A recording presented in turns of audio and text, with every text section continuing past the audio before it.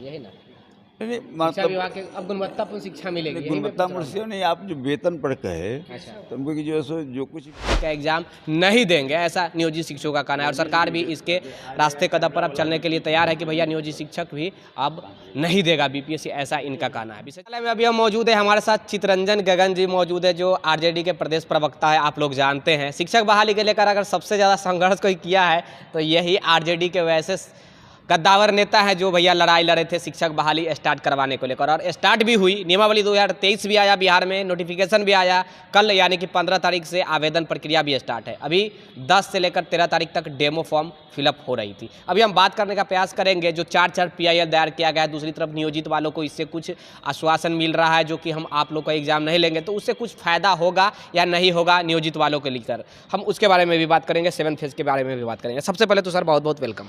धन्यवाद। शिक्षक बहाली के लिए आप बहुत बार लड़ाई लड़े और अब बहाली आ गई, इसके लिए तो सबसे पहले आपको बहुत बहुत बधाई हो। नहीं, अरे इसमें जो है सो हम लोग का जिम्मेवारी है ये।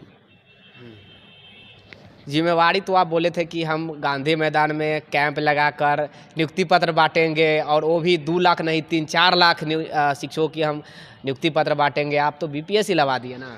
लेकिन अभी तो बहाली शुरू हुई है, 1,70,000 की वैकेंसी निकली है, बहाली होने जा रही है। फिर उसके बाद में अभी तो प्रक्रिया शुरू हो गई, और सवाल यह है कि इतना जो है सो इसमें जैसे कि इतना ठोक ठठा के सारा नियमावली बना है, उसके बावजूद भी आप कह रहे हैं कि PIL चार PIL दायर हो गया। तो अब हम नहीं समझते हैं कि जिस ढंग से बनाया गया नियमावली उसमें PIL भले ही दायर हुआ है, लेकिन न्यायालय उस पर कितना गंभीर होगी हमको नहीं लगता है, क्योंकि काफ़ी हर पहलू को ध्यान में रखकर यह किया गया, और इसलिए समय लगने के पीछे कारण भी एक है। मिनट सर, पहलू आप बताएं कि हर पहलू को रखा गया है। एक चीज़ तो गलत की है, आपकी शिक्षा विभाग मिस्टेक की है। एक स्कूल में 3 नियमावली चल सकती है, 12 नियमावली 20, 23, एक स्कूल में 3 कानून चल सकता है। आपके एक घर में 3 कानून चलेगा सर? 3 कानून जो आप कह रहे हैं, हम लोग के थाना में सिपाही रहता है ना, होमगार्ड भी रहता है कि नहीं रहता है? नहीं तो हाँ। तो मान लीजिए कि पहले जो चीज़ इसका मतलब वही होमगार्ड और दरोगा समझ रहे हैं नहीं, होमगार्ड शिक्षकों को? नहीं कह रहे कि जो पहले जेलों की नियुक्ति हो चुकी है, अब वह तो कैटेगरी स्वाभाविक है। अब जो है सो जो नियोजित शिक्षक हैं उनको तो, और बीपीएससी से जिनकी बहाली हुई है राजा शासन काल में, वो भी शिक्षक हैं, और बाद में जो नियोजित हुए हैं वो भी शिक्षक हैं। शिक्षा मित्र के रूप में जिनका नियोजन हुआ है वो भी उसमें है। तो सवाल है कि अब यह बताइए कि जो नियोजित हैं, जो शिक्षा मित्र के रूप में या उसके बाद में जिनकी बहाली हुई है, अब वह उस कैटेगरी में तो नहीं ना जा सकते हैं जिस कैटेगरी में बीपीएससी से जो क्वालिफाई किए हैं, राजा शासन काल में जो लोग बीपीएससी क्वालिफाई करके शिक्षक बने हैं, उस कैटेगरी में तो खड़ा नहीं हो पाएंगे। तो इसलिए यह जो कोई कहता है तो यह संभव ही नहीं है कि सबको एक कैटेगरी में रखा जाए, क्योंकि पहले से जो नियुक्ति की प्रक्रिया चली है उनको हम हटा भी नहीं सकते हैं। इतने दिनों तक जिन्होंने सेवा दिया है तो उनको आप हटा नहीं ना सकते हैं, उनको ही रखना है, और नई नियुक्ति भी होनी है। तो इसलिए कहने के लिए सुनने में बहुत अच्छा लगता है, लेकिन व्यवहारिक रूप में जो है सो वह संभव नहीं।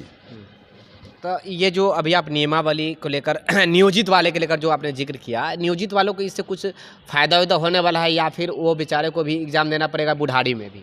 नहीं, अब देखिए उसमें तो अब कई तरह की बातें हैं, लोग डिमांड किए हैं, सरकार उस पर क्या निर्णय लेती है। क्या उम्मीद है उनको फ़ायदा होगा या निर्णय ही लिया जाता रहेगा? नहीं, सरकार कोई भी, या महागठबंधन की सरकार कोई भी निर्णय लेती है तो वह सबके फायदे का, सबके हित का ख्याल रखती है। क्या ले रही है निर्णय? चाहे वह जो है सो आम पब्लिक का हो या जो बेरोजगार नौजवान हैं उनका हो, शिक्षा का स्तर जो बेहतर हो वह हो, हर चीज़ का ख्याल रखकर तब जो है सो ही निर्णय लेती है सरकार। इसको लेकर आप कभी तेजस्वी यादव जी से, यानी कि बिहार के उप मुख्यमंत्री जी से मिले हैं सर? नहीं, अब सवाल है कि अब मैं कर रहा हूँ कि रोजगार के प्रति जितना संवेदनशील और सीरियस, दोनों चीज़, संवेदनशील भी हैं और गंभीर भी हैं तेजस्वी जी, और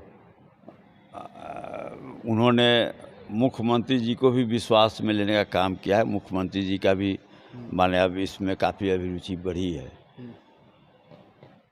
तो अब उनको कुछ कहने का, किसी के कहने का कोई मतलब ही नहीं रह जाता है। जो आदमी खुद इस चीज़ को समझ रहा है, इसके लिए पहल कर रहा है, कहाँ से, जहाँ से हो, जिस विभाग से हो, कैसे रिक्ति कहाँ पर छुपी हुई है, कहाँ पर और पद क्रिएट किया जा सकता है, सृजन किया जा सकता है, तो जो व्यक्ति खुद इसके लिए काफ़ी गंभीर हो, उसको किसी से कहने की और उसको याद दिलाने की ज़रूरत नहीं है।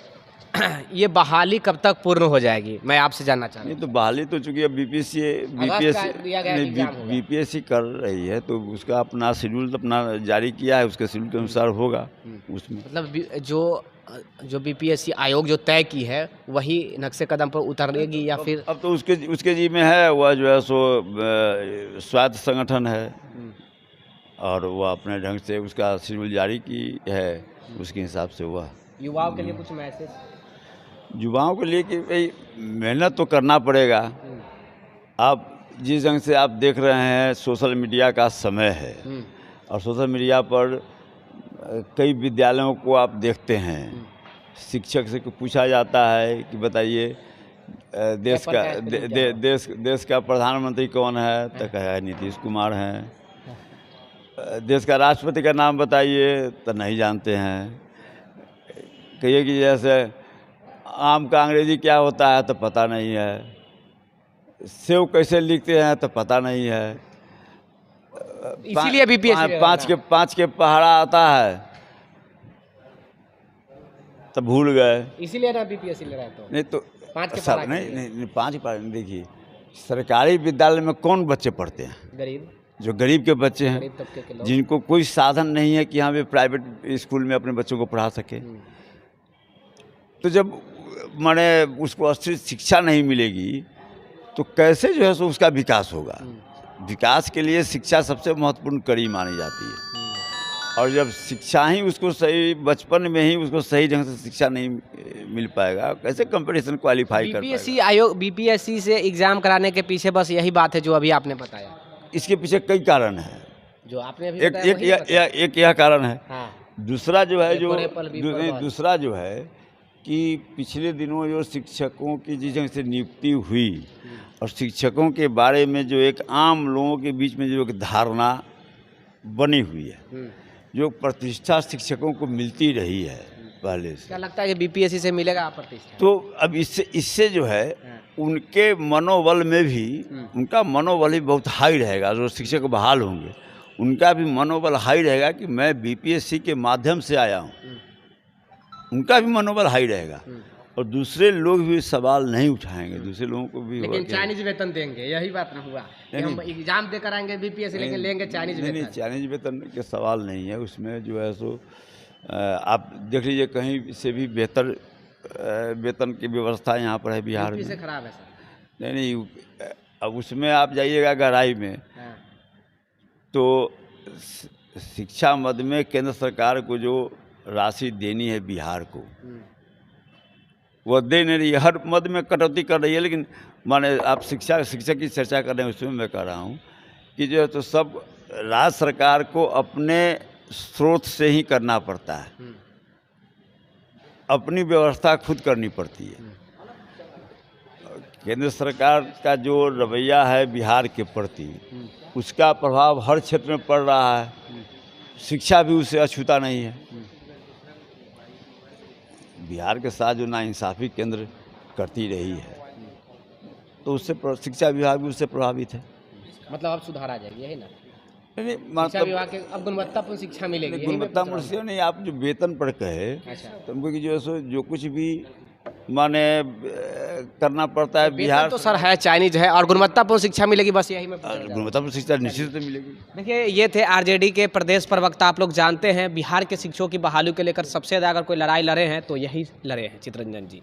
और अभी काफ़ी दिनों बाद आज ये मिल पाए हैं। मैं जानने का प्रयास कर रहा था कि ये बहाली को लेकर क्या कुछ चल रहा है, अंदर का जो मैटर है। नियोजित शिक्षकों को इससे राहत मिल सकती है, नियोजित शिक्षकों को अब बीपीएससी नहीं देना पड़ सकता है, जहाँ तक मुझे लग रहा है, क्योंकि पूरे बिहार में नियोजित शिक्षक अभी आंदोलनरत है। प्रखंड हो, पंचायत हो या फिर प्रखंड हो या फिर नियोजन इकाई में बैठे हो या फिर ज़िला में बैठे हो या फिर राजधानी में आकर बैठे हो, हर एक जगह लोग बैठे हुए हैं आंदोलन स्थल पर, इसलिए क्योंकि हम जो हैं बीपीएससी का एग्ज़ाम नहीं देंगे, ऐसा नियोजित शिक्षकों का कहना है। और सरकार भी इसके रास्ते कदम पर अब चलने के लिए तैयार है कि भैया नियोजित शिक्षक भी अब नहीं देगा बीपीएससी, ऐसा इनका कहना है। विशेष जानकारी के लिए आप लोग अवश्य जुड़े हुए रहिएगा। धन्यवाद, take care, bye bye, thank you.